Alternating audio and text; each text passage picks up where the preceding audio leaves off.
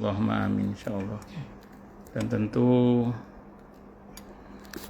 saya doakan semoga kemuliaan ibu sekalian selalu dijaga dan ditingkatkan terus oleh Allah Subhanahu wa taala sebagai seorang muslimah, sebagai seorang istri, sebagai seorang ibu dunia hingga surga. Amin Allahumma amin insyaallah. Allahumma inna nas'aluka ilman nafi'a wa rizqan thayyiba wa amalan mutaqabbala wa fatahallahu lana futuhal arifin. Allahumma inna na'udzubika min ilmi la yanfa' wa amali la yurfa' wa qalbi la yakhsha' wa du'a la yusma'. Allahumma ati anfusana taqwaha wa zakkiha anta khairu man zakkaha anta waliyuha wa maulaha.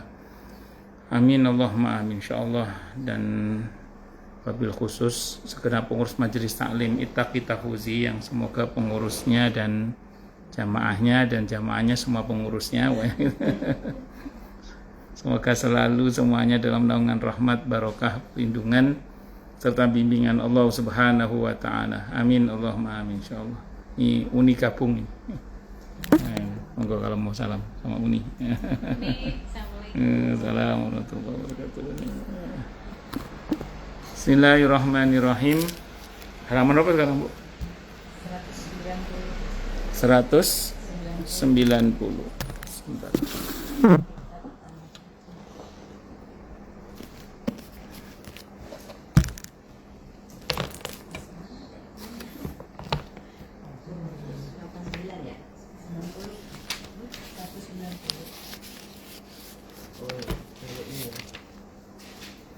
Bismillahirrahmanirrahim. Hakikat tanah suci. Para ulama kita rahimahumullah berkata, oh ini kata Uni, assalamualaikum teman-teman. Waalaikumsalam warahmatullahi wabarakatuh. Para ulama kita rahimahumullah berkata, sebenarnya tanah manapun tidak ada mensucikan dan membersihkan seseorang yang bisa membersihkan dari daki dan kotoran dosa tidak lain adalah taubatan nasuha disertai amal-amal soleh. Adapun kalau dikatakan bahwa ada pembersihan dosa yang berhubungan dengan suatu tempat tertentu, yang dimaksud ialah bahwa apabila seseorang beramal soleh di tempat itu, maka amalnya kan dilipat gandakan pahalanya karena kemuliaan tempat itu. Sekian kali lipat sehingga dapat menghapus kesalahan-kesalahannya, memberatkan timbangan amal baiknya, dan memasukkannya ke dalam surga. Demikian pula halnya pembersihan dosa. Apabila seseorang mati di sana lantaran mengikuti jejak orang soleh, maka berarti tanah itu sendiri yang membersihkannya sejak semula, sama sekali tidak. Jadi istilah kita ingin dimakamkan, banyak yang sakit Uni katanya. Bu Susan insya Allah mau datang ya. Ya cuman kurang sehat juga. Kalau Bu Endah putranya Fakih sakit katanya. Jadi saya ulang ya, yang membersihkan seseorang dari dosa itu sebenarnya bukan tanah itu. Adapun kok kita ingin dimakamkan di tanah suci itu lebih kepada karena umumnya orang berada di tanah suci itu sedang beribadah kepada Allah. Sehingga ketika dia mati di tanah suci itu dan dimakamkan di tanah suci itu biasanya sedang beribadah kepada Allah. Sehingga karenanya pahalanya dilipat gandakan. Itu maksudnya. Sekarang pertanyaannya untuk kita. Ya, kita doakan Bu Ivon dan suami panjang umur yang barakah walafiat amin insyaallah. Allah mudahkan perjalanannya. Dan mabrur umrohnya amin insyaallah. Maksud saya gini, misalnya ada seseorang mau ke Mekah ke Madinah dalam konteks orang Indonesia saja misalnya, mau ngapain? Pasti ibadah tuh. Emang maaf Bu Ivon besok ke sana mau belanja. Iya. Saya malah kalau mau berangkat umroh atau haji itu saya bilang sama keluarga itu, enggak usah nitip apa-apa ya. Gitu. Saya mau ibadah. Bahwa nanti di sana nanti saya telepon mau beli apa itu terserah. Tapi jangan pesan ya. Jangan pesan sekarang. Pokoknya jangan berharap oleh-oleh apa-apa dari saya. Saya mau ibadah soalnya saya bilang gitu. Ke keluarga itu gitu. Artinya umumnya kita kalau perjalanan ke tanah suci memang mau beribadah. Itu umumnya kita itu. Nah, karena umumnya kita mau beribadah kepada Allah, maka seandainya seseorang itu meninggal di sana, Berarti meninggal sedang beribadah kepada Allah. Meninggal dalam keadaan beribadah kepada Allah itu saja, itu sudah merupakan kebaikan tersendiri. Atau masuk dalam kategori tanda-tanda husnul khotimah, atau masuk dalam kategori mati syahid di jalan Allah Subhanahu wa ta'ala. Itu rumusnya dulu ya, itu rumusnya dulu. Nah kemudian yang kedua, sudahlah begitu meninggal di tanah yang Allah sucikan. Nah, itu akan berlipat nilainya di sisi Allah karena berbuat baik di tanah suci dan di luar tanah suci itu nilainya berbeda. Sehingga daya hapusnya terhadap dosa itu juga berbeda. Nah, jadi kalau kita mau tarik benang penyesuaiannya terkait dengan keutamaan meninggal di tanah suci itu lebih karena itu sebenarnya. Jadi bukan semata-mata karena tanah sucinya. Itu seperti itu. Iya, tapi lebih dari itu adalah karena itu. Karena apa? Karena umumnya orang yang meninggal di tanah suci itu biasanya sedang beribadah kepada Allah, dan beribadah di tanah suci itu berlipat nilainya sehingga karenanya daya hapusnya terhadap dosa juga luar biasa. Walaupun kemarin sudah sempat saya jelaskan bahwa di tanah di mana di dalamnya banyak orang-orang soleh, maka para malaikat yang selalu mendoakan orang soleh itu tidak pernah pergi. Seperti yang kita tahu dalam informasi Al-Quran, orang-orang yang dekat dengan Allah itu kan selalu dibersamai oleh para malaikat rahmat yang selalu mendoakannya. Yang selalu mendoakannya. Nah, doa para malaikat, saya ulang, doa para malaikat itu menyebabkan orang itu terus didoakan walaupun non sewu raganya sudah berada di kuburan. Nah, itu tidak berarti serta-merta terus malaikat itu meninggalkannya. Tidak, terus membersamainya dan mendoakannya terus. Nah, di mana rahmat turun, di mana keberkahan turun, pasti kanan kiri kena dampaknya. Termasuk orang-orang yang berada di sekitarnya. Nah, sebagaimana kalau adab turun berdampak ke kanan kirinya, maka kalau rahmat turun juga berdampak ke kanan kirinya atau atas bawah dan seterusnya itu. Itu namanya barokah. Nah, jadi di dalam tanah suci itu karena banyak ditanam atau dimakamkan orang-orang soleh, maka diharapkan dari kebaikan itu kita mendapatkan cipratan kebaikannya. Kalau kemarin sudah kita bahas, sebagaimana di dunia tetangga yang baik itu bermanfaat, maka di barzah pun tetangga yang baik itu juga bermanfaat. Sebagaimana di dunia tetangga yang buruk itu tidak menyenangkan, maka di barzah pun punya tetangga yang buruk itu juga tidak menyenangkan. Walaupun istilahnya gini, kalau kemarin kita bahas, sebelah diadab bukan berarti yang sebelah kena adab juga, enggak, tapi terganggunya pasti. Itu seperti itu. Iya, menurut riwayat begitu. Yang sudah kita bahas kemarin kan begitu. Sedikit banyak pasti terganggu. Jadi entah sudah atau belum ya, di sini di kitab ini juga ada seorang yang datangi dalam mimpi oleh saudaranya yang mengatakan, kenapa kamu makamkan saya di dekat pembakaran kapur? Begitu dicari oleh saudaranya, perasaan nggak ada tempat pembakaran kapur di sini. Iya, ternyata kemudian di sampingnya itu seorang algojo dari seorang raja yang lalim gitu ya. Itu mati dikubur di situ. Rupanya siksaan yang menimpa dan bersangkutan itu dia merasakan juga itu, walaupun dia tidak disiksa tapi kan berasa gitu loh. Nah, enggak usah jauh-jauh, kita kalau punya tetangga yang resek kan pasti berdampak kan ke kita kan. Iya. Ya terganggu di barzah itu begitu. Iya. Berpengaruh, sedikit banyak berpengaruh. Sedikit banyak berpengaruh. Itulah kenapa muslimin tidak boleh dimakamkan campur dengan orang kafir. Iya. Iya, karena pasti sedikit banyak itu terganggu. Walaupun dia tidak diadab, tapi ya kena dampaknya itu, maksudnya dampaknya itu ya terganggu lah, kalau bahasa kita terganggu. Itu seperti itu. Itu yang diberitakan kemarin, termasuk yang hari ini kita bahas. Tapi yang hari ini lebih menekankan kepada sebenarnya bukan tanah sucinya itu yang berpengaruh pada penghapusan dosa, tapi lebih kepada karena umumnya orang kalau berada di tanah suci itu pasti dia beribadah kepada Allah. Kita kan punya 3 tanah suci ya, Mekah, Madinah, Baitul Maqdis. Umumnya saja orang kalau ke situ ngapain gitu aja deh umumnya. Ya pasti kalau imannya sehat, niatnya ibadah. Kecuali imannya lagi bermasalah, niatnya belanja. Apa ada Ustadz orang yang niatnya sekarang nambah lagi bikin konten. Oh iya betul bikin. Pertanyaannya emang ada orang yang niatnya tujuan untuk belanja, izin minum dulu nggih. Jam-jam. Iya. Oh.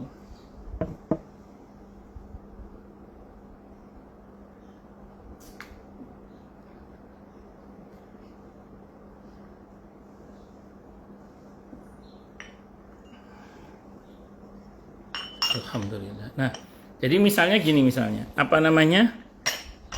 Seseorang datang ke sana apa ada yang niatnya untuk selain ibadah kepada Allah? Mungkin saja. Termasuk kata Bu Ivan tadi niat liburan misalnya. Atau memang niat belanja. Jadi mungkin saya pernah cerita di sini. Ada saudara saya Pak. Ada. Itu mau haji itu malah dia belanja banyak banget koper. Sampai sini apa dibagi-bagi saudara. Ini lu haji mau haji kayak begini nih. Belanja cuma belanja doang. Cuma bukan haji mau. Enggak, saya ini tahun 2012 itu saya masih ingat. Jadi bersama dengan saya umroh itu ada jamaah saya tapi travel lain. Beliau cerita tentang teman sekamarnya. Jadi dari berangkat umroh itu sudah ngomong aja mau belanja. Rupanya memang umroh yang kesekian gitu ya. Ya dia biasa dia mau belanja ngomongnya belanja aja pokoknya. Pada 2012 itu mungkin nggak seperti sekarang keadaannya ya, sekarang kan kita alhamdulillah mudah lah untuk dapat oleh-oleh. 2012 itu masih ya tidak semudah sekarang gitu. Bisa sih ke Tanah Abang. Ya sekarang kan udah mudah sekali alhamdulillah, masya Allah. Nah singkat cerita rupanya pada saat tawaf umroh itu dia hampir hilang dia itu. Akhirnya alhamdulillah nggak sampai hilang sih. Pas sa'i baru putaran keberapa hilang, kata jamaah saya, hilang teman saya itu Ustaz. Kita cari nggak ketemu udah di kamar. Rupanya yang tadinya kopernya cuma 1 atau 2 sudah beranak pinak kopernya rupanya. Dan kata jamaah saya cerita itu sampai pulang umrohnya nggak selesai itu Ustaz. Kan sa'i itu belum selesai sa'inya itu. Oh iya. Udah hilang duluan, iya. Kan tinggal sa'i, tinggal tahallul kan. Putus kayak gitu pulang atau menyambung? Nyambung lanjut tidak apa-apa, tapi karena dia sudah melanggar aturan, misalnya kalau laki-laki udah pakai pakaian biasa atau dia sudah pakai apalah gitu, atau apa, maka dia harus bayar damnya itu. Jadi tinggal melanjutkan sisanya aja sebenarnya. Menyelesaikan damnya aja, menyelesaikan sa'inya dan bayar dam. Iya. Kalau ada pelanggaran, tapi kalau nggak ada pelanggaran sih menyelesaikan sisanya aja. Kalau dia ingat, kalau nggak ingat ya melanjut yang ngulang itu aja atau sa'inya itu aja sampai 7 kali.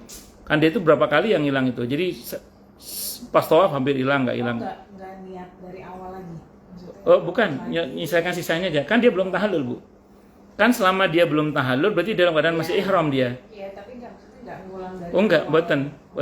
Jangankan batal wudu juga gitu. Iya, tinggal lanjutin sisanya aja. Iya. Kan dia masih belum tahallul. Kalau belum tahallul berarti masih ihram. Itu kalau dia pulang terus senggama bersama suaminya itu melanggar itu. Enggak boleh itu. Harus dam. Makanya harus tahallul terlebih dahulu, dan kalau dia keburu pulang ya, tahallul dan potong kambing sebagai bayar dam. Itu caranya begitu. Tapi kalau misalnya dia masih di sana, itu dia bisa menyelesaikan sa'inya, kan tinggal sa'i itu kan, baru tahallul selesai. Kalau selama dia pergi tadi tidak melanggar pantangan-pantangan ihram, tidak perlu bayar dam sih sebenarnya. Tapi kalau biasanya laki-laki yang rawan melanggar dam itu, dia melanggar larangan ihram karena dia biasanya udah lepas kain ihram pakai baju ya. Kalau pakai baju itu atau pakai tutup kepala. Sebenarnya kalau untuk pelanggaran terhadap baju ihram itu tidak sampai kambing sebenarnya. Tapi 3 sok. 3 sok itu zakatul fitri kali 3. Ngasih makan fakir miskin senilai 3 sok. 3 sok itu zakatul fitri kali 3. Berarti 7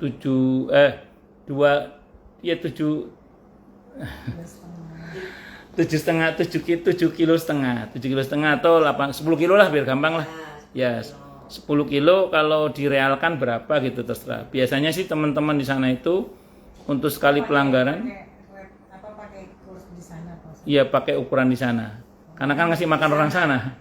Kasih makan orang sana soalnya. Biasanya Di sini enggak, kalau yang kalau ingatnya di sini dan menyesal di sini ya silakan dibayar di sini. Kalau saya bilang kalau di sana ini, kalau ceritanya masih di sana, maka kalau masih di sana ya tadi silakan dia bayar di sana. Biasanya teman-teman itu 20 real Bu, biasanya untuk sekali itu 20 real. Berarti 20 real kali 3 gitu aja. Kalau mau hati-hati 5 real 100 real kalau mau. Itu seperti itu. Biasanya gitu.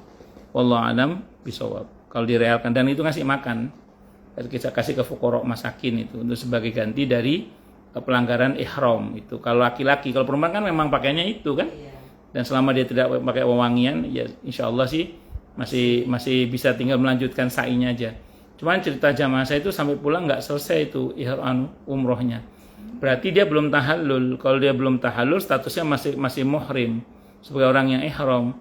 Itu semua pantangan ihram yang dia langgar itu semua membuat dia harus bayar denda itu sebenarnya. Berat itu, iya berat itu. Makanya kalau memang tidak dilanjutkan lagi umrohnya harusnya dia tahallul. Diselesaikan dengan tahallul, terus dia kalau dulu Nabi karena nggak jadi umroh ya saat itu beliau potong kambing. Jadi beliau tahallul ketika Hudaybiyah itu. Hudaybiyah kan Nabi nggak sudah berihram, cuman nggak jadi umroh kan gara-gara dilarang oleh orang-orang kafir Quraisy. Terus Nabi tahallul dan motong kambing Nabi saat itu. Karena nggak jadi umroh. Nah, itu untuk beliau kalau model kayak gitu, kalau sampai pulang misalnya nggak jadi umrohnya nggak lanjut maksudnya nggak sampai selesai. Ya, itu dilanggar semua, supaya nggak dilanggar, tahallul motong kambing, beli kambing motong kambing. Udah selesai. Ya, udah dianggap selesai umrohnya karena dia tahallul, dan dia udah bayar dendanya itu. Sehingga perbuatan berikutnya tidak berkonsekuensi pada kewajiban bayar dam. Soalnya pelanggaran itu kan berdampak kepada tidak hanya dosa dan tidak cukup hanya dengan tobat, harus ada pembayaran dam itu masalahnya, denda itu seperti itu. Makanya hati-hati di dalam berumroh, dalam berhaji, ditata niat. Kalau niatnya belanja, nanti jadinya belanja malah sampai pulang nggak selesai umrohnya itu. Malah saya janji sama suami saya, maksudnya kita berdua itu sepakat pokoknya kita tidak akan belanja dulu sebelum selesai haji gitu. Dan alhamdulillah memang nggak ada keinginan dulu Pak Ustaz di sana itu. Jadi, bagus. Enak aja gitu. Nggak lainnya udah belanja, malah ada teman saya juga yang belanja kayak gitu Pak.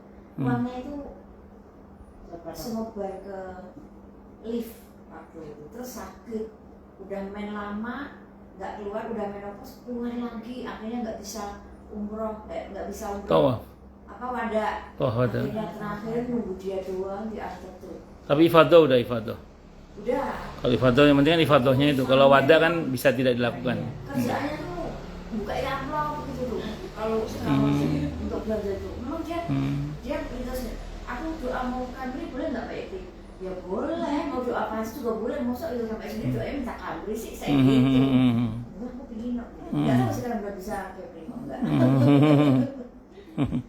Ya, jadi ya itu hati-hati dengan niat aja deh. Hati-hati dengan niat, jangan sampai salah niat. Kalau salah niat nanti ngerinya itu tadi. Alih-alih bener umrohnya malah nanti. Iya, itu tadi. Lanjut. Malik telah meriwayatkan dari Hisham bin Urwah radhiyallahu anhu rahimahullah. Hisham bin Urwah rahimahullah ini dari ayahnya. Dia berkata, aku tidak ingin dikubur di Al-Baqi'. Aku lebih suka dikubur di tempat lain. Lalu dia jelaskan alasannya, dia katakan karena aku khawatir gara-gara saya maka tulang-tulang seorang soleh digali dan malah bertetangga dengan seorang yang jahat. Ini rendah hati ya. Hisham bin Urwah ini beliau masih cucu keponakan lah mungkin dengan Siti Aisyah radhiyallahu anha. Cucunya Asma binti Abu Bakar As-Siddiq radhiyallahu anhu. Hisham bin Urwah bin Zubair bin Awam radhiyallahu anhum. Beliau ini besarnya, waalaikumsalam warahmatullahi wabarakatuh. Monggo. Saya juga telat Bu sama. Nah, semoga saya terlafiat panjang umur yang barokah amin semuanya insyaallah. Katanya nggak batuk ya nggak boleh cuma onta aja. Jadi saya ulang ya. Sampai mana tadi Bu? Hisham bin Urwah ini masih cucunya Asma binti Abu Bakar, cucu keponakan Siti Aisyah radhiyallahu anha. Jadi beliau ini akhirnya memilih tinggal di Baghdad, tinggal di Irak untuk kemudian akhirnya ya wafat di sana. Beliau tidak mau dimakamkan di Baqi bukan karena tidak mau, beliau berendah hati. Karena beliau merasa di Baqi itu orang-orang soleh semua. Jangan sampai gara-gara saya dimakamkan di situ nanti semua terganggu gara-gara ulah saya. Itu kerendahan hati aja. Apakah ada Ustadz beberapa orang soleh terdahulu dan sahabat yang bersikap begitu? Ada. Bahkan ada beberapa sahabat itu yang nggak berani tinggal di kota Mekah. Tak berani. Mereka lebih suka tinggal di luar kota Mekah. Kenapa? Karena beliau takut berbuat dosa. Nah, karena kata dalam keyakinan beliau, berbuat baik di dalam kota Mekah pahalanya dilipat gandakan, tapi berbuat dosa juga besarannya nggak ada kelipatan dosa ya, tapi besaran dosanya itu mungkin lebih dibesarkan. Gitu. Jadi makanya beberapa sahabat ada yang tidak mau tinggal di kota Mekah, bahkan ada yang tidak mau tinggal di kota Madinah. Bukan karena tidak maunya, tapi lebih karena khawatir. Ini bentuk sikap kerendahan hati orang-orang soleh terdahulu ya, yang sebetapa mereka adalah orang-orang soleh, tapi tidak pernah merasa dirinya sebagai orang soleh. Selalu merasa diri ini kotor, bahkan selalu merasa diri ini tidak pernah lebih baik daripada orang lain. Karena dalam Islam itu diantara bentuk takabur itu adalah ketika kita merasa lebih baik dari orang lain. Itu seperti itu. Makanya kata Abdullah bin Umar radhiyallahu anhu, beliau mengatakan di antara bentuk kerendahan hati adalah ketika seseorang itu tidak merasa lebih baik daripada orang lain. Termasuk kerendahan hati adalah kebersediaan mendengarkan nasihat dari anak kecil sekalipun. Termasuk takwa adalah, kata beliau, pokoknya banyak ada dari beliau itu, termasuk bentuk takwa adalah ketika seseorang tidak merasa lebih baik daripada orang lain. Termasuk kerendahan hati adalah ketika seseorang itu keluar dari rumahnya dan dia tidak merasa lebih baik dari siapapun. Itu banyak dinukil dari perkataan Abdullah bin Umar radhiyallahu anhu. Kurang lebih begitulah disarikannya. Karena begini, kalau sampai ada orang di dalam hatinya merasa lebih baik dari orang lain, dalam hadis riwayat Ahmad, hadisnya sahih karena rijalnya perawinya thiqah. Al-Bazzar juga, itu kalau bahasanya Nabi dalam hadis riwayat Ahmad disebut sebagai tamparan setan. Jadi kalau ada orang dalam hatinya ada perasaan lebih baik daripada yang lain, itu dianggap, Nabi menyebutnya dengan istilah tamparan setan. Suatu saat pernah ada orang yang dipuji-puji di hadapan Nabi sebagai orang yang ahli ibadah. Terus di tengah-tengah Nabi, ini hadis dari Ahmad ya, di tengah-tengah Nabi bicara tentang, di tengah-tengah dibicara tentang orang itu, Nabi berkomentar, saya kok tidak mengenal dia, kata Nabi. Ibu paham gak maksudnya ya?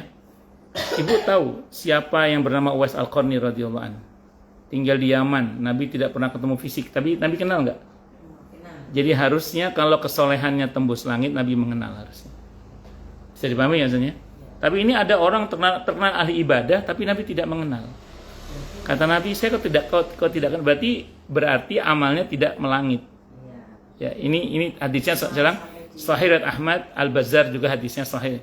Itu disebutkan, saya kok tidak kenal, kata Nabi. Di tengah-tengah sahabat membicarakan orang itu, tiba-tiba orang itu datang. Nah, ini ya Rasulullah orangnya.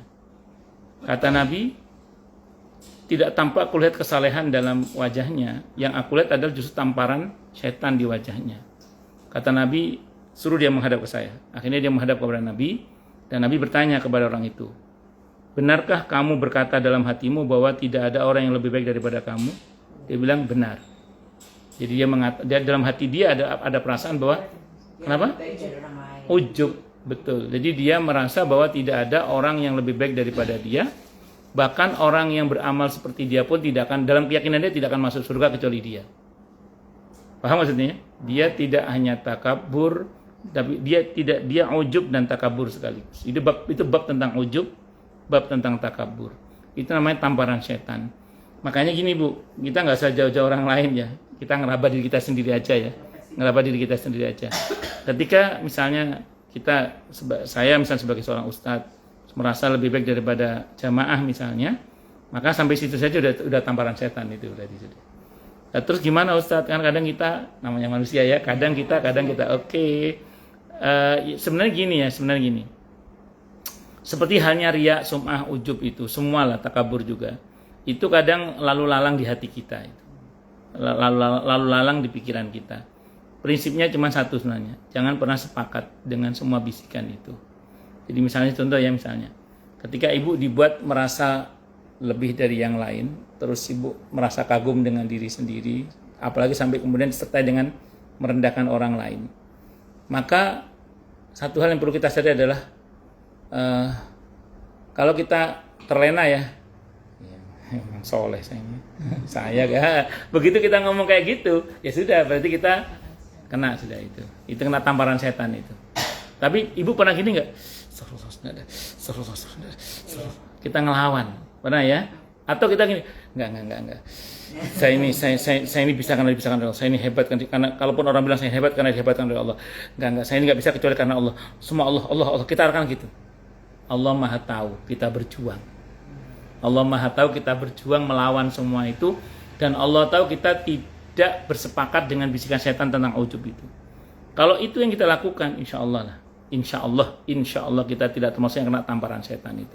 Sebagian ulama kita itu begini, sebagian ulama kita ya, sependek yang saya belajar dari orang-orang soleh yang pernah saya dengar nasihatnya, beliau mengatakan ulama-ulama terdahulu itu kadang kalau dirasa ada gangguan dalam hatinya seperti tadi itu misalnya, mereka menyebut nama Allah dengan dipanjangkan dan haknya dimatikan. Allah. Itu demi untuk mengusir, mengeluarkan sifat-sifat yang tidak baik tadi itu. Itu seperti itu.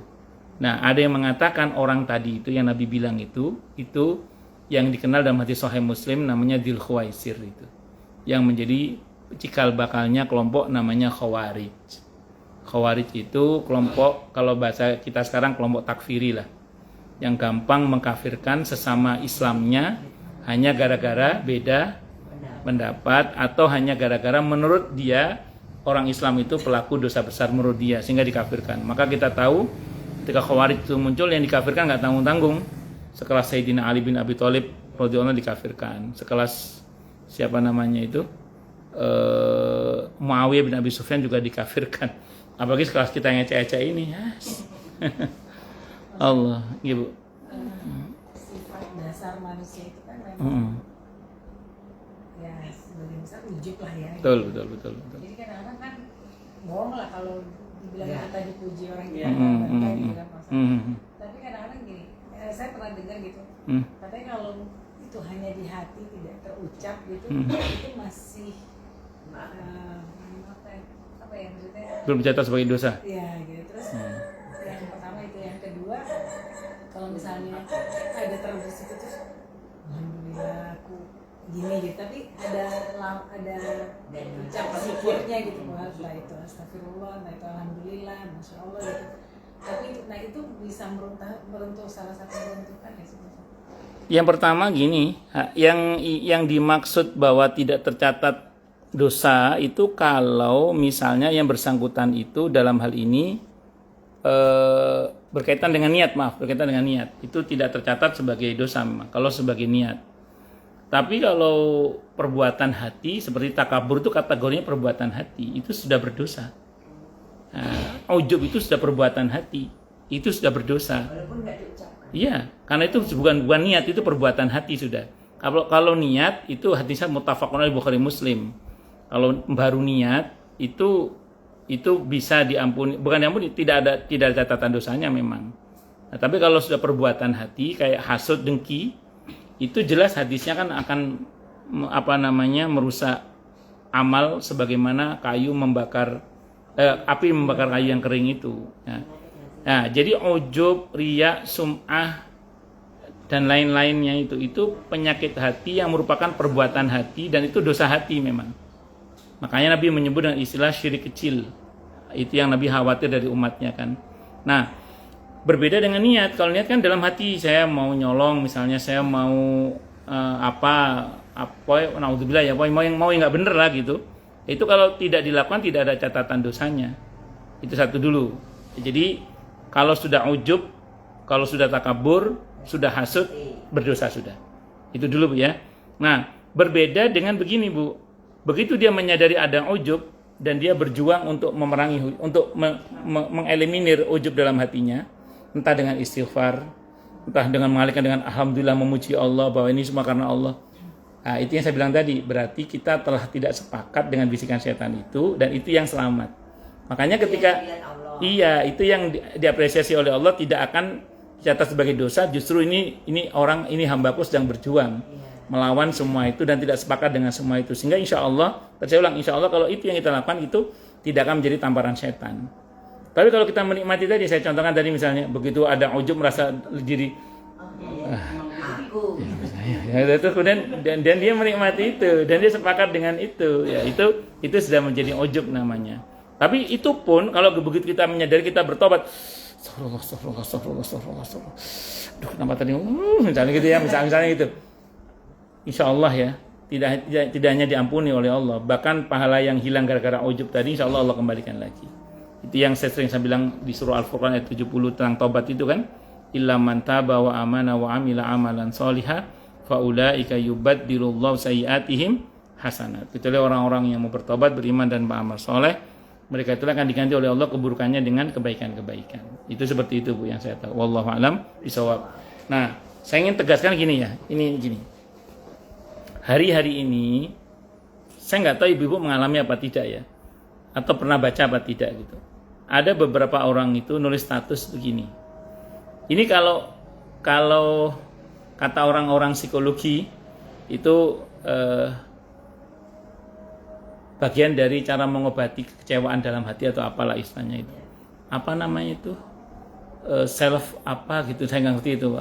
Self healing. Nggak tahu apa namanya itu. Kalimatnya gini tapi dalam timbangan agama ini berbahaya karena ini ujub. Terima kasih diriku. Engkau begitu baik, engkau begitu kuat hari ini. Terima kasih diriku, engkau. Jadi dia memuji-muji dirinya. Engkau begitu terima kasih diriku, engkau telah begitu kuat, engkau telah berjuang sejauh ini, engkau begitu sabar, engkau apa? Oh iya, saya bilang saya dengerin dulu ini.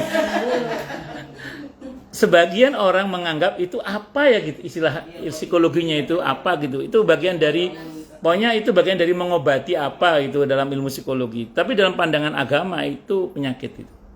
Dan saya pilih sikap yang sesuai dengan agama, yaitu itu sikap yang salah. Harusnya betul bagaimana? Alhamdulillah ya Allah, telah Engkau kuatkan hari ini hingga detik ini bisa menghadapi keadaan ini dengan baik. Alhamdulillah, terima kasih ya Allah, telah Engkau buat diri ini sabar menghadapi semuanya. Sehingga kesadaran kita bukan tepuk dada, tapi menyadari semua kebaikan yang terjadi pada kita sebagai anugerah dari Allah. Jadi menyadari betapa semua kebaikan yang terjadi pada kita sebagai anugerah dari Allah. Itu yang kemarin Bu Maili bilang kan, alhamdulillah ya Allah Ustaz, semua ini karena Allah Ustaz ya, yang kemarin.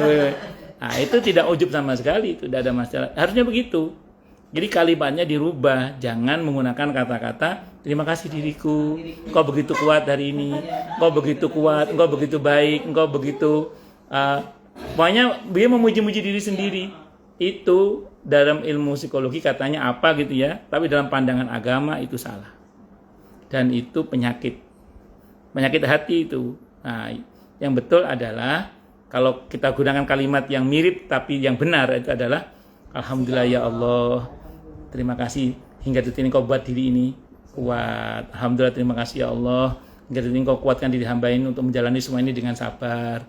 Terima kasih ya Allah. Sehingga kesadaran kita itu bukan karena kita, tapi semua karena Allah. Iya betul. Bisa dipahami ya? Makanya saya pernah baca itu bahwa kayak sebelum tidur itu kita harus berterima kasih dulu dengan diri kita. Bangun tidur juga ada dalam ilmu psikologinya ya. Memang ada kayak gitu. Sudah belum Anda berterima kasih dengan diri Anda sendiri? Gitu. Terusannya kalimatnya gimana kalimatnya? Enggak, itu kalimat psikologi. Ya pokoknya hati-hati aja. Kalau yang saya baca di beberapa media sosial. Kalau kita alhamdulillah kita misalnya mengakhiri hari ini gitu, atau misalnya untuk segala hal alhamdulillah itu sebenarnya sudah mencakup semuanya juga kan, apa harus dispesifikan?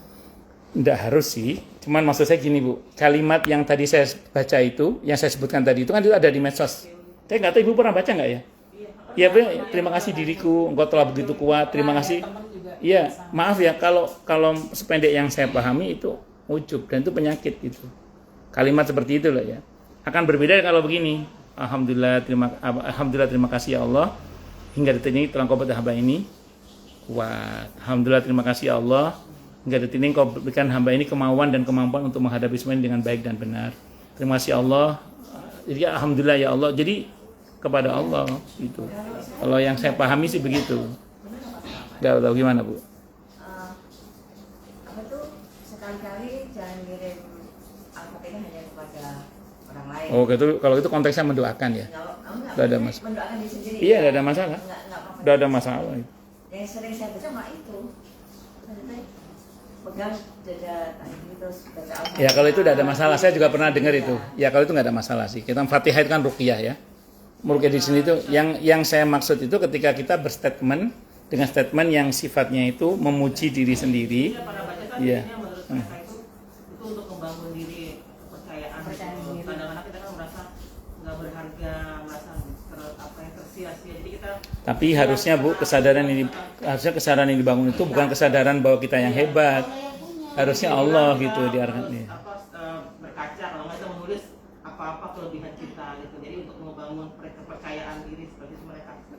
Kalau saya kan gini saya ulang ya, terlepas dari teorinya ya, terlepas dari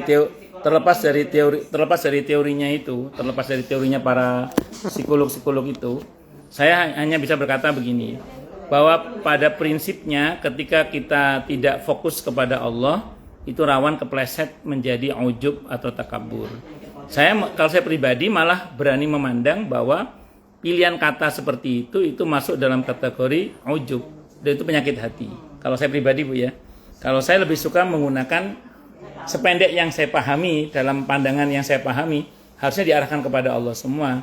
Seperti kalimatnya Bu Meli yang ini Uni Zurma tertawa, hehehe Bu Meli gitu. Ya karena yang saya pahami begitu. Jadi harusnya gini, terima kasih Allah telah Engkau anugerahkan untuk hamba kemampuan untuk begini. Alhamdulillah terima kasih ya Allah telah Engkau berikan hamba kemampuan untuk apa. Alhamdulillah ya Allah. Jadi semua digunakan kepada Allah sehingga kita tidak ada tepuk dada sama sekali. Kalaupun kita merasa kuat itu karena dikuatkan oleh Allah. Kalaupun kita ada yang bilang kita hebat itu karena kita dihebatkan oleh Allah. Sehingga kita fokus pada Allah bukan pada diri kita. Begitu. Kenapa Bu? Tapi saya pernah Pak, saudara saya waktu saya masuk Islam Pak, saudaranya bilang saya berkata semuanya. Makanya kamu masuk Islam, kere sendiri, digituin saya Pak. Makanya kamu masuk Islam, sekarang kamu apa kamu punya? Kere kan? Digituin saya. Saya cuma jawab apa? Saya kere nggak apa-apa, yang penting saya punya Allah. Pasti saya akan digituin sama Allah. Saya gituin Pak. Nyatanya sekarang Pak, mereka ngeliatin saya kayak bengong. Masya Allah. Terus nanti saya nilai nanti. Saya bilang apa? Karena Saya sampaikan nanti. Pak, saya itu kan sering kalau status itu selalu apa aja yang saya status kayak begini nih kue saya status itu orang kere kok bisa kemana-mana gitu loh Pak. Itu maksud saya gitu Pak. Itu saya dosa apa enggak Pak? Ya itu kalau kata Uni Zurma ini itu biasanya kalau psikolognya non muslim Ustadz. Kalau yang muslim sih biasanya kata-katanya selalu Allah ya. Ya gini saya jawab. Tadi menarik ketika ibu pada nuding Bu Meli ketika mulai mau ngomong mereka sekarang pada melungu terus ibu kan enggak, belum. Tadi kan ibu mulai nuding Bu Meli tadi dengan mengatakan itu mulai ujub. Enggak, saya mau cerita gini, enggak. Tidak serta-merta apa yang terucap seperti Bu Meli itu berarti ujub juga tidak. Kata-kata tadi tidak serta-merta. Walaupun kekhawatiran ibu bagus agar supaya supaya Bu Meli enggak kepleset. Nah, tapi gini, tidak serta-merta statement Bu Meli itu bernilai ujub. Ini yang akan saya nilai ya. Saya nilai dalam arti kita timbang, maksudnya kita timbang. Gini, saya berbaik sangka ucapan Bu Meli yang belakangan tadi itu tidak untuk membanggakan diri, tapi lebih kepada untuk ini loh nikmat Allah. Ya, ini yang saya syukuri. Itu sebenarnya bagian dari mengamalkan wa amma bi ni'mati rabbika fahaddis. Itu hati saya enggak ada Nah, sama sekali. kenapa bedanya apa Ustaz dengan kalau kita ngomong sendiri tadi itu? Kalau kita ngomong sendiri tadi itu kan titik tekannya, titik fokusnya pada memuji diri sendiri. Nah, sementara kalau statement Bu Meli yang belakangan tadi itu saya melihat ya, wallahu a'lam, insya Allah benar insya Allah. Bu Meli lebih kepada memuji Allah dan Ibu menceritakan nikmat Allah kan? Betul. Itu namanya wa amma bi ni'mati rabbika fahaddits. Saya itu nggak ada yang Kalau kita mengamalkan tahaddus bi ni'am, membicarakan nikmat Allah, maka Allah senang. Walaupun harus siap didengki. Karena kullu dinikmatin mahsud. Setiap orang yang diberi nikmat pasti ada yang mendengki. Nah, jadi ketika Ibu bercerita tadi itu, satu sisi Allah senang insya Allah dengan niat Ibu untuk membicarakan nikmat Allah, tapi di sisi lain Ibu juga harus siap didengki. Karena di setiap orang yang diberi nikmat pasti ada yang mendengki. Dan kalau ada yang mendengki harus siap dengan penyakit ain. banyak Ya. juga yang dengki sama saya, Pak. Ya, berarti al-falaq an-nasnya harus banyak, harus kuat berarti. Nggih, monggo. Tapi sebenarnya itu Nggih. ya itu yang Mas Ustaz bilang itu rawan gitu kan. Ya. Maksudnya kalau saya sih lebih gini, tujuan kita membicarakan itu memberikan pelajaran. Misalnya gini, saya begini karena ini Allah loh gitu, terus memberikan pelajaran sama orang yang mendengarnya bahwa ketergantungan kita, kamu harus tergantung sama Allah gitu, meyakinkan mereka bahwa saya sudah melewati ini karena pertolongan Allah dan kalian juga harus ikut gitu. Tapi khawatirnya kan dia menceritakan itu karena gue begini, gue tergantung sama Allah loh, jadinya gue begini gitu loh. Maksudnya Saya paham. menggambarkan bahwa gue tuh soleha gitu loh, masa seolah-olah kayak gitu yang Ya, tidak, ya, maksudnya ya. yang di awal Nggak, kan ya. seperti itu Ya, gitu ya, kan, ya, yang ya. rawan keplesetan Ya. Betul. Makanya gini Bu, kalau saya melihat ya, ini yang saya perhatikan secara umum yang saya perhatikan begini, bahwa ketika seseorang itu misalnya mengatakan bahwa yang bersangkutan itu semua terjadi atas pertolongan Allah, itu bisa dirasakan kok getarannya itu, apakah dia sedang membanggakan diri atau dia sedang memuji kebesaran Allah. Dari mana kita mengetahuinya? Kita nggak usah meraba hati ya, karena itu urusan Allah. Dari pilihan katanya aja. Bu Meli kemarin itu sampai dengan tadi ini itu yang dominan. Iya bener, yang dominan Allahnya. Yang dominan apa? Allahnya. Itu yang saya rasakan. Ya, kalau hati itu urusan Bu Meli lah, dan saya nggak akan meraba isi hati Bu Meli. Nah, ada juga orang itu bicara tentang nikmat, tapi yang diulang-ulang dirinya. Di situ kita tahu, oh ini, iya ini bukan bicara tentang Allah, ini sedang bicara tentang dirinya. Contoh gini misalnya, ya alhamdulillah saya begini, suami begini, ini semua karena Allah. Dan memang saya itu saya itu ya. Jadi saya itu diulang-ulang saya terus itu. Akhirnya bolak-balik saya terus itu. Nah, itu yang sependek yang saya pahami. Maaf, itu sedang kepleset yang begitu itu. Rawannya begitu. Tapi kalau apa afirmasi positif istilah mereka. oh iya afirmasi. Ya. Kita kalau itu Ya. ya untuk membangun kepercayaan diri, kesehatan mental. Ya, tapi saran saya pilihan katanya dirubah. Tetap aja enggak apa-apa, tapi pilihan katanya dirubah. Jadi kita titik tekankan pada fokusnya itu pada Allah, bukan kepada kemampuan kita. Ngerinya kepleset ke ujub. Kalau ke ujub alih-alih sembuh malah tambah sakit. Kenapa? Karena sakit ujub itu penyakit hati. Itu. Saya beberapa waktu yang lalu Bu ya, saya lupa itu. Ada beberapa jamaah itu yang cerita ke saya. Mungkin karena tambah tua kali Ustaz ya, jadi minta diapresiasi terus misalnya. Ya curhat tentang suaminya gitu. atau saya bilang saya kurang tahu Bu ya, tapi memang kecenderungan terutama laki-laki ya, kecenderungan laki-laki terutama semakin tua itu semakin ingin diakui, semakin ingin diapresiasi, semakin ingin dihargai. Terus biasanya sensi. Jadi sensi. Terus kalau dalam kondisi tidak berdaya itu kadang diekspresikan untuk menutupi kekurangan, diekspresikan dalam bentuk marah. Ya, itu karena dia tidak punya banyak katalog sikap, makanya marah gitu. Ya kalau dia punya banyak katalog sikap, insya Allah dia tidak akan marah, tapi ada. Ya. Nah, iya. Makanya bersyukurlah pada Allah bagi siapapun yang sedang mempersiapkan hari tuanya itu dari umur 40 ya, dengan doa diantaranya Robbi auzi'ni an ashkura ni'mataka ta'ala dan seterusnya itu. Harapannya kan semakin tua semakin bersyukur, fokusnya kepada Allah. Saya belum tua sih, cuman katanya yang sudah tua itu Iya kan belum tua insya Allah. Kan kalau yang kelebihannya yang sudah tua kan pernah muda. Kalau yang muda belum pernah tua. Saya nggak tahu, katanya sih kalau sudah tua itu memang tantangannya diantaranya itu. Makanya di surah Al-Ahqaf ayat 15 itu, diantara doa kalau udah umur 40 tahun ke atas apa diantaranya? Di samping bersyukur ya, itu Rabbi auzi ini anak asykura ni'mataka allati ta'ala wa an amal salihan tardha. Jadi kita mohon pada Allah agar semakin tua itu semakin bisa beramal soleh yang Allah ridhoi. Karena katanya orang kalau udah sepuh itu tadi karena ingin diapresiasi, kecenderungannya nanti ingin diakui, akhirnya kan bisa terjebak pada riya, sum'ah dan seterusnya itu. Nah, khawatirnya nanti malah sia-sia, makanya mohon pada Allah agar semakin tua semakin ikhlas. Semakin ikhlas, semakin ridho dengan ketentuan Allah dan semakin bersyukur. Ya begitu kan enak ngomongnya aja kan, kadang prakteknya apa? Sulit pakai dal. Makanya ketika kita berdoa, harapan kita kan ada bimbingan dari Allah supaya kita itu semakin tua semakin. Saya belum bisa membayangkan sih karena belum tua tadi itu. Cuman dari kecil, paling enggak dari sekarang kita belajar ya. Iya belajar.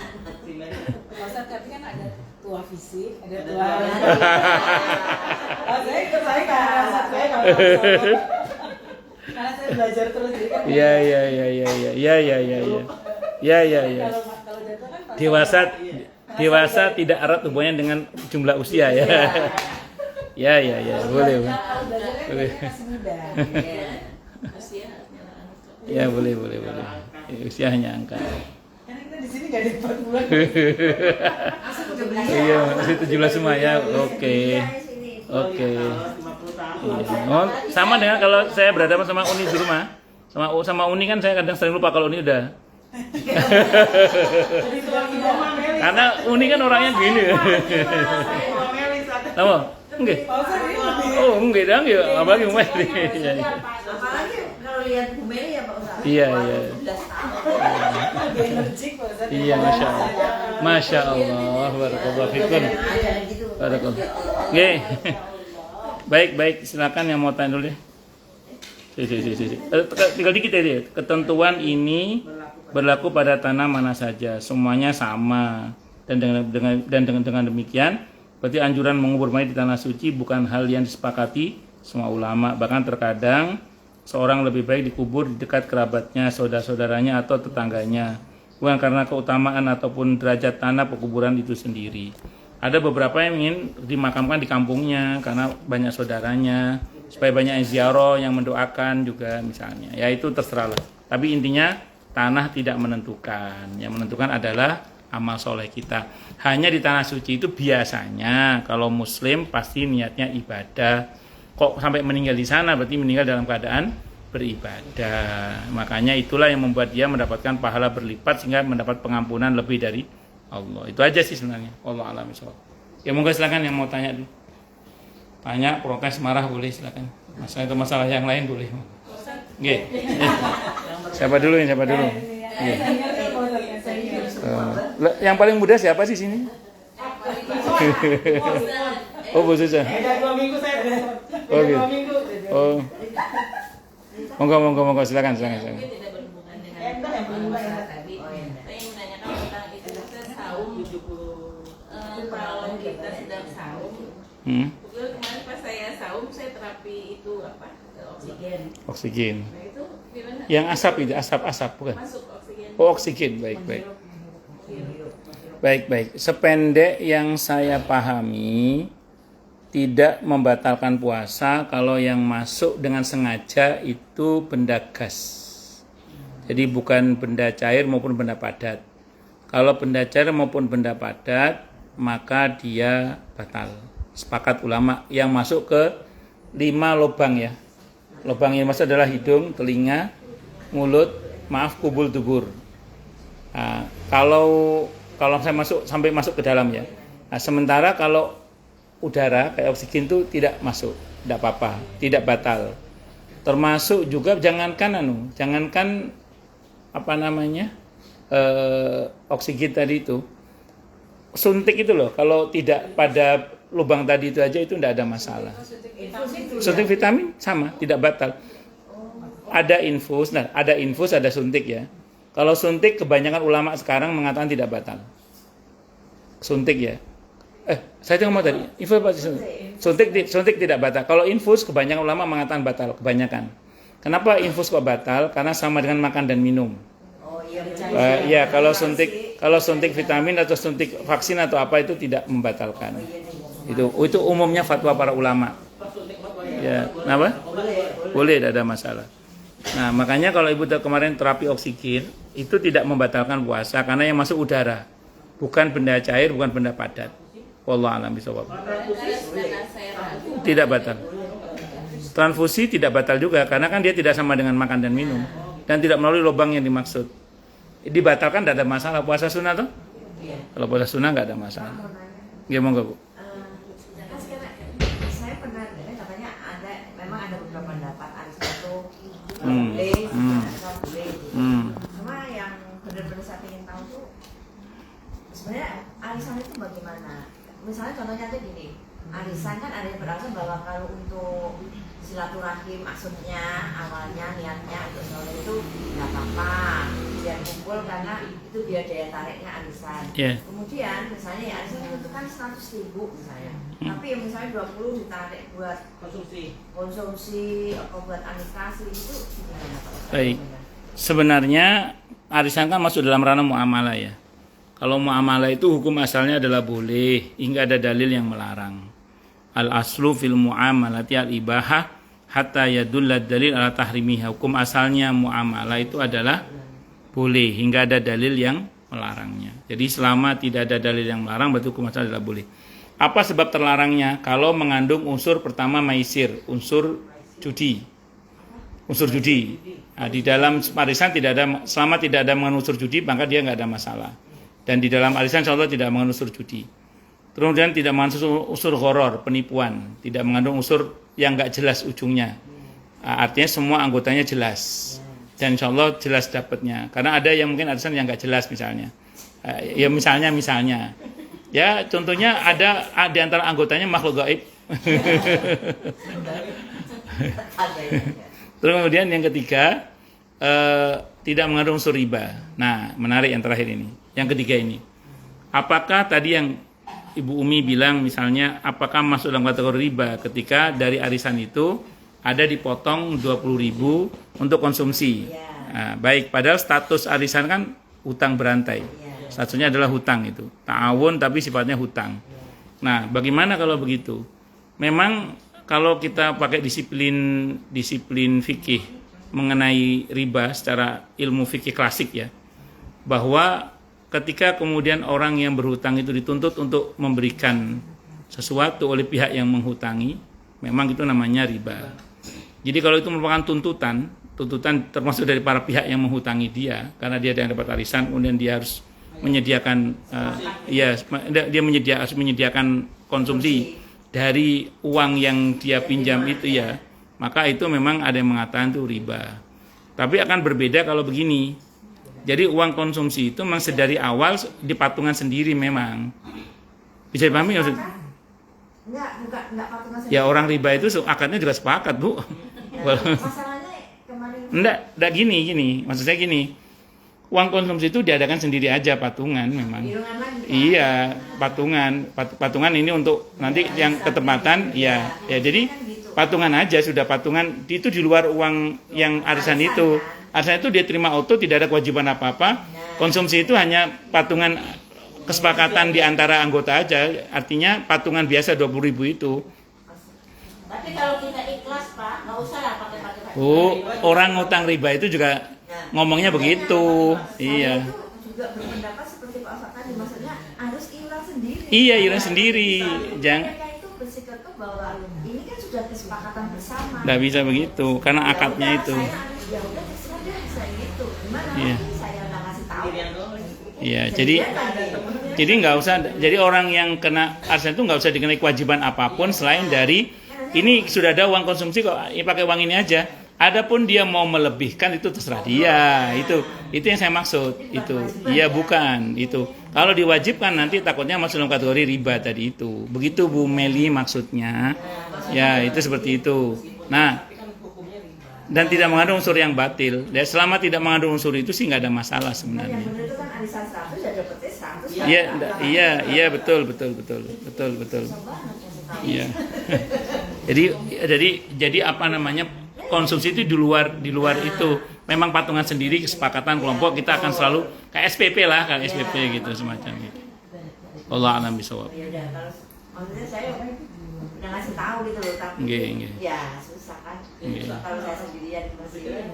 Kan sama-sama ikhlas ya Ferry. Dan Iya. bapaknya seperti itu. Orang melacur juga sama-sama ikhlas itu. Tapi akan akadnya salah. Iya. Pak Ustaz, Iya, Bu. itu tadi yang doa 40 tahun itu kan ada Al-Ahqaf ayat 15. sama satu lagi. Ya ada, tapi yang ya itu yang kalau saya nggak salah, yang satunya itu doanya Nabi Sulaiman yang satu ya kalau salah ya. Sama. Iya saya tahu ya. Nah itu yang dipakai yang mana Pak Ustaz? Kalau saya yang Al-Ahqaf ayat 15. Karena itu jelas yang secara eksplisit untuk kita itu. Kalau yang satu itu kalau saya nggak salah itu doanya Nabi Sulaiman apa ya, saya lupa itu. Tapi semuanya sama Pak Ustaz, kecuali terakhirnya doang kan? Iya. Yang secara eksplisit untuk kita itu yang 15 ayat 15 Al-Ahqaf itu. Hingga ketika dia sudah mencapai umur 40 tahun dia berdoa Rabbi auzi'ni an ashkura ni'mataka laka. Itu sebenarnya pesannya sederhana kok, Bu. Di samping doa itu penting ya, yang penting yang utama ya. Kita itu semakin tua harus semakin banyak bersyukur. Kalau ada orang mengatakan semakin tua harus semakin sabar, nggak salah sih, cuman kurang tepat aja. Karena kalau merujuk, kenapa kok kurang tepat gitu ya? Sabar itu nahan. Sementara fisik kita itu kan, mana sabar menahan. Sementara fisik kita itu semakin tua itu semakin melemah. Belum tua ya Bu ya, belum tua. Belum merasa tua. Fisik kita itu semakin tua semakin melemah. Nah, sabar itu berat, bagi fisik yang melemah itu berat. Yang cocok itu syukur. Syukur itu plong, lepas. Sehingga kalau untuk fisik yang lemah, syukur itu lebih cocok daripada sabar. Karena sabar itu nahan. Tapi ingat loh, sabar itu tetap mulia ya. Sabar itu tetap mulia, tetap baik, tetap berpahala besar. Cuman kurang cocok gitu aja. Kalau untuk fisik yang lemah, karena dia nahan. Sementara kalau syukur tuh plong. Saya sering contoh, ini contoh yang sering saya contohkan ya. Ibu-ibu misalnya ketipu sama tukang sayur, kembaliannya nggak dikasih 3.000 rupiah. Nah, ibu kalau nggak sabar, dendamnya 3 bulan. Saya tandai dia gitu. Malah saya pernah pas ngomong gini, ada jamaah angkat tangan. Ustadz, bukan 3 bulan, selamanya kata saya tandai. Itu kalau nggak sabar. Kalau sabar ngomong gimana? Saya ikhlaskan itu. Nahan. Kan berat juga itu, Bu. Tapi kalau orang bersyukur, ya dia nggak akan fokus pada yang hilang itu. Dia akan fokus kepada yang lebih banyak yang masih ada. Sehingga dia akan berkata alhamdulillah cuma 3.000 ya. Yang lebih banyak masih selamat, alhamdulillah. Nah, jadi itu kan bisa begitu, kalau nggak dibimbing oleh Allah kan nggak bisa. Itu. Dan itu nanti tidak hanya masalah itu, pada banyak masalah ketika kita lebih fokus kepada yang baik, insya Allah kita akan lebih bersyukur, dan itu lebih enteng, lebih plong daripada kalau kita fokus pada yang membuat kita pusing tadi. Itu seperti itu. Mengenai Kenapa, Bu? emas itu harus Bagus. Ibu mau saya terangkan? itu kalau misalnya kita belikan antam itu kan dibilang tidak seperti itu, karena kita pesan dulu, kita pindah ke ruangan lagi, dibilang itu nggak memenuhi syarat pembelian emas yang Bagus. yang Ibu mau saya terangkan apa enggak? Ya, saya mau terangkan ya. Kalau kita pakai disiplin ilmu fikih klasik ya, itu betul memang emas itu benda ribawi karena dia termasuk jenis alat tukar, sehingga ketika kita membeli emas itu dianggap seperti menukar emas dengan emas, dan itu harus yadan biyadin, qabdon bi qabdin, harus seketika, tidak boleh ada jeda waktu ya, tidak boleh ada jeda waktu, sehingga harus langsung cash and carry itu. Ini pendapat yang pertama. Sehingga kalau ada penundaan pembayaran atau penundaan penerimaan itu dianggap sebagai sudah riba. Kenapa? Nasi'ah namanya. Kenapa? Karena tidak langsung tadi itu. Itu kalau kita pakai disiplin ilmu fikih klasik. Nah, belakangan ini fikih belakangan ya, fikih kontemporer lah. MUI kita itu memandang begini. MUI kita itu memandang bahwa emas itu sudah bukan alat tukar zaman sekarang.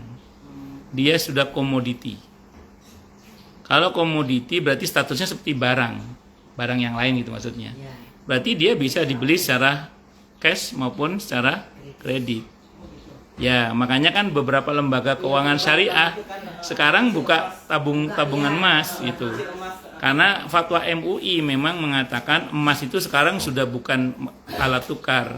Dia sudah komoditi. Nah, kalau komoditi seperti barang yang lain bisa dikredit, berarti emas sudah bisa dikredit. Satu dulu ya. Yang kedua, ini pendapat ulama-ulama belakangan. Dulu fatwa ulama dulu itu uang disamakan dengan emas karena dulu untuk mencetak uang satu negara harus punya cadangan emas. Betul? Saya ulang ya, dulu sebelum tahun 1971 lah, 1971 itu semua negara yang akan membuat uang itu harus punya cadangan emas, betul ya? Ibu tahu apa enggak? Ya, pokoknya sebelum 1971. Ya, pokoknya sudah lahir lah Ibu. Sebelum 1971. Masih bayi. Ya wis. Yes, pokoknya gini. Sebelum 1971 itu semua negara kalau ingin buat uang harus ada cadangan emas. Makanya uang itu disamakan dengan emas.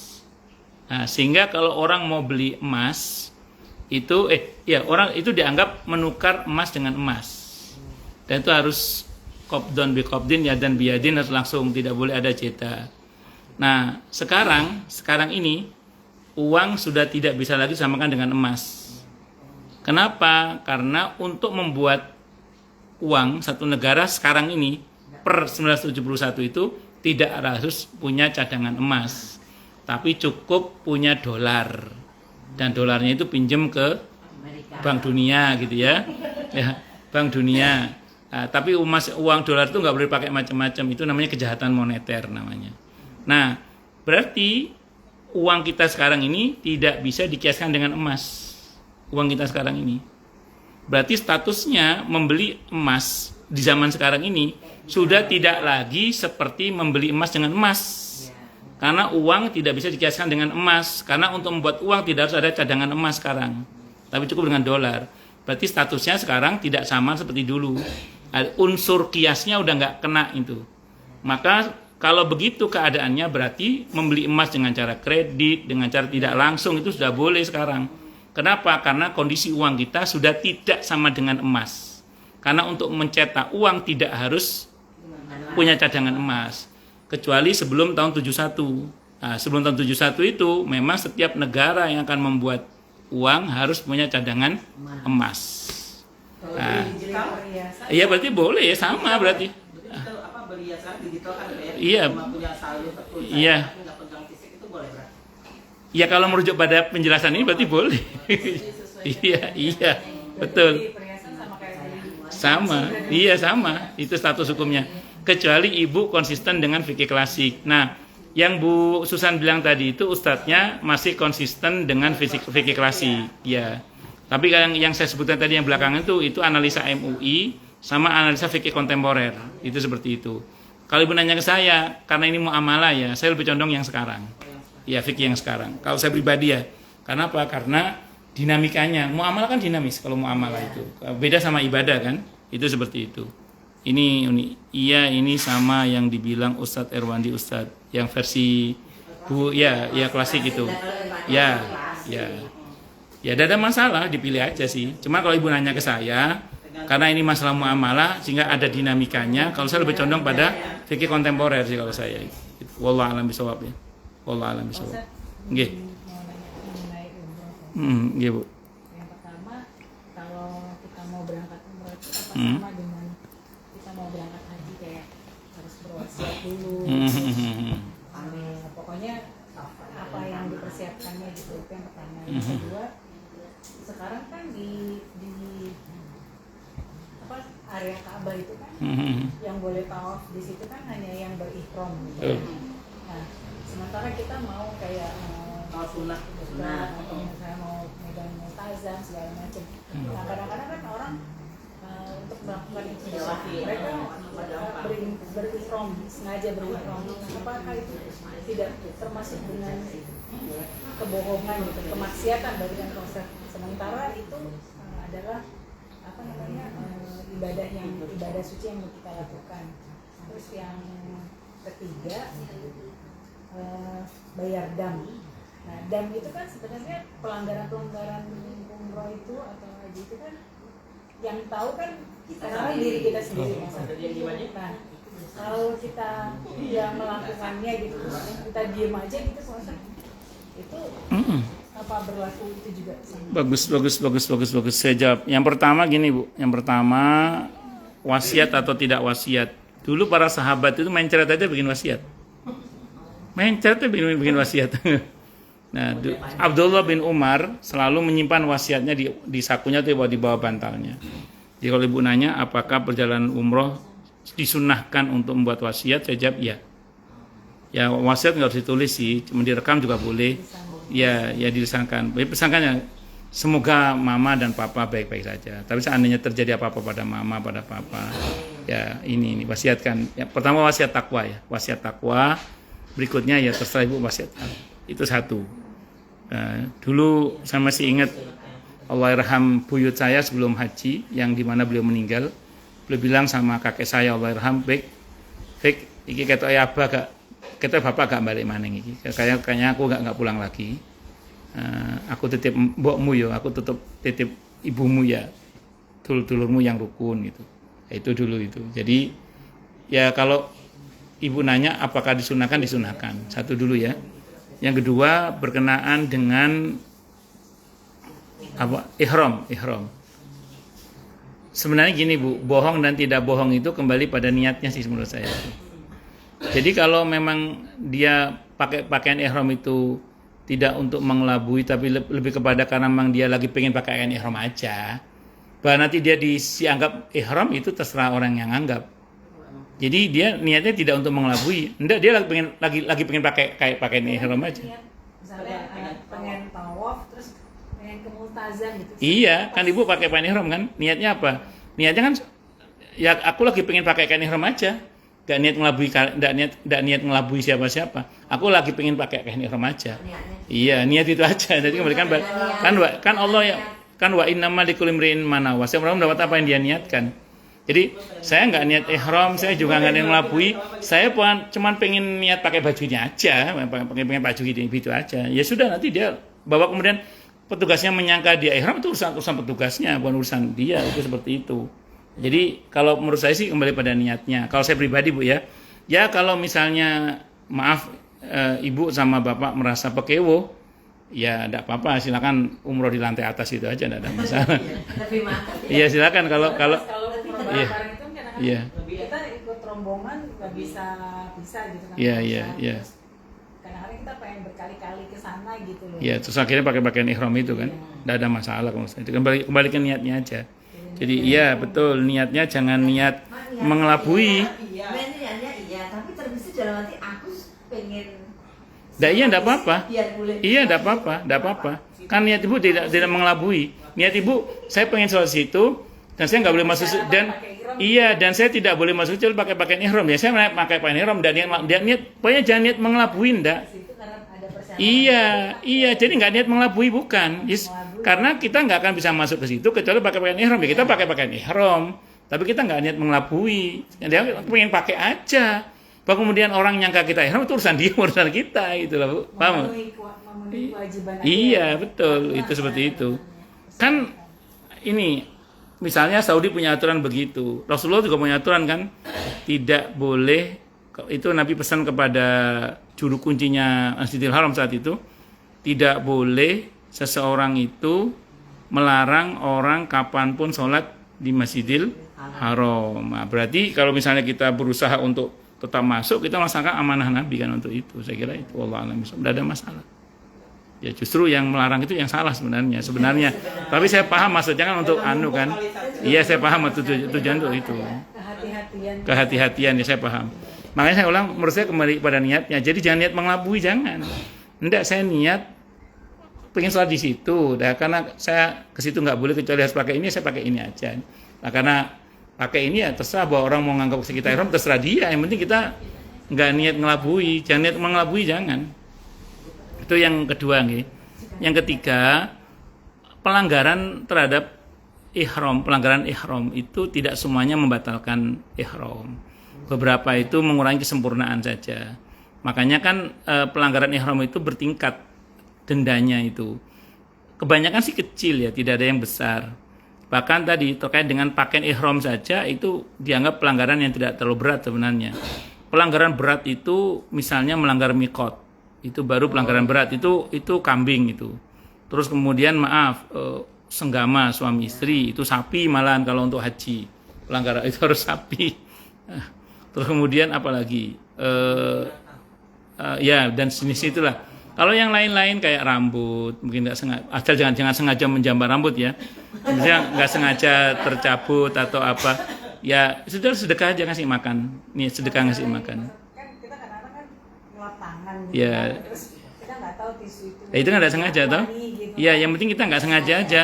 Ya sedekah aja, sedekah ngasih makan orang miskin itu. Jadi tidak semua pelanggaran itu berarti membatalkan, dan tidak semua pelanggaran itu berat dendanya. Yang paling ringan ngasih makan orang miskin itu. Biasanya 1 real itu. 20 real biasanya. Itu seperti itu.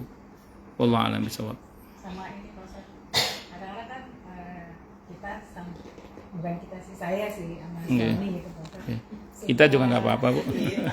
Khawatirnya terjadi Kita lo kali gitu. sama suami itu suka curhat-curhatan gitu tentang ya apa misalnya keluarga kita gitu, keluarga masing-masing, terus teman apa gitu.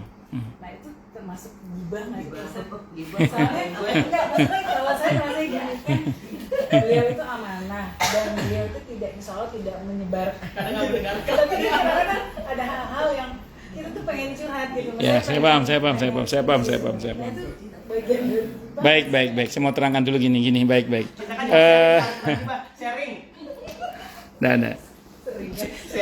Ghibah itu dalam hadis Sahih Muslim Nabi mengatakan dzikruka akhaka ma yakrah, kata Nabi.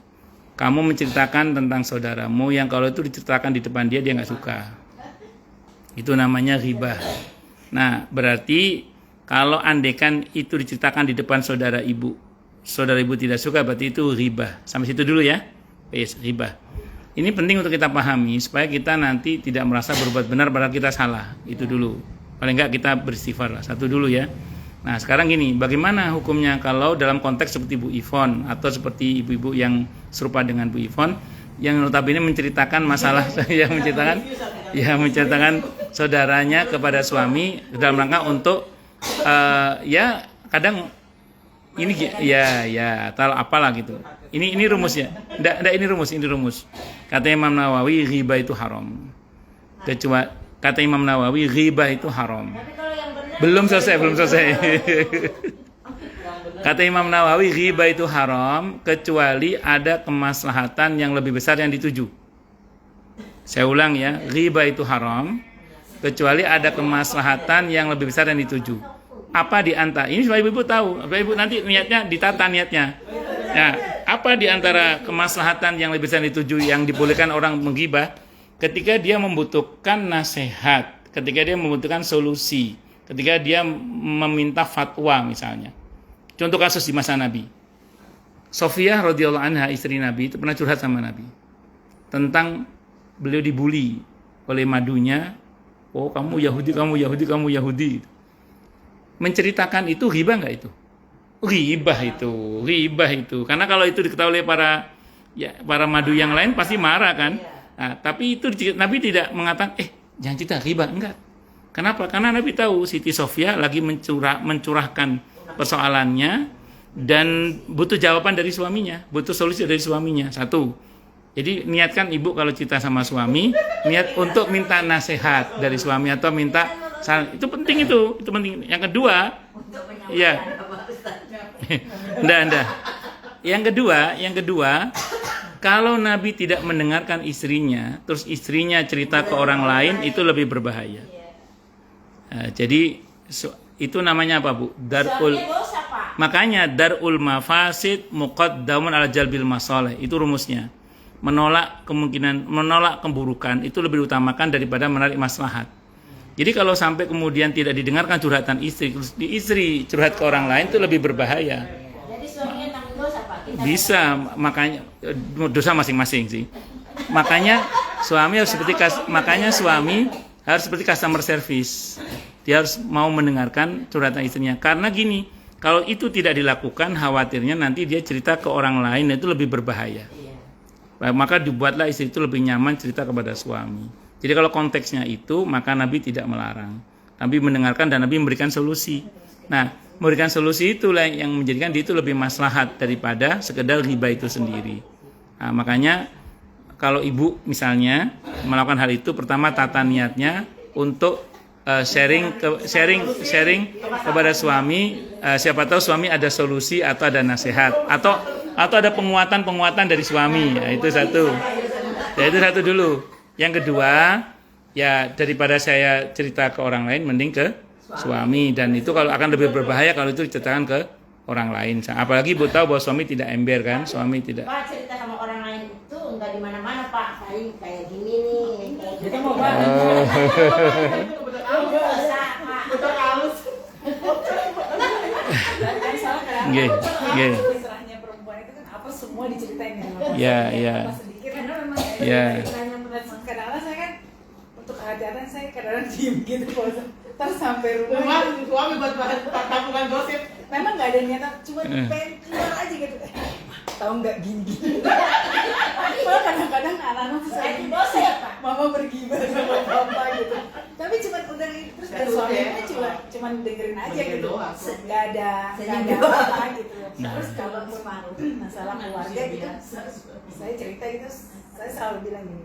Tapi Pak ini cuma cerita aja ya. Nah, maksudnya saya tidak jangan sampai membenci gitu. Saya suka gitu kalau jangan sampai membenci, terus memaafkan gitu. Saya suka gitu.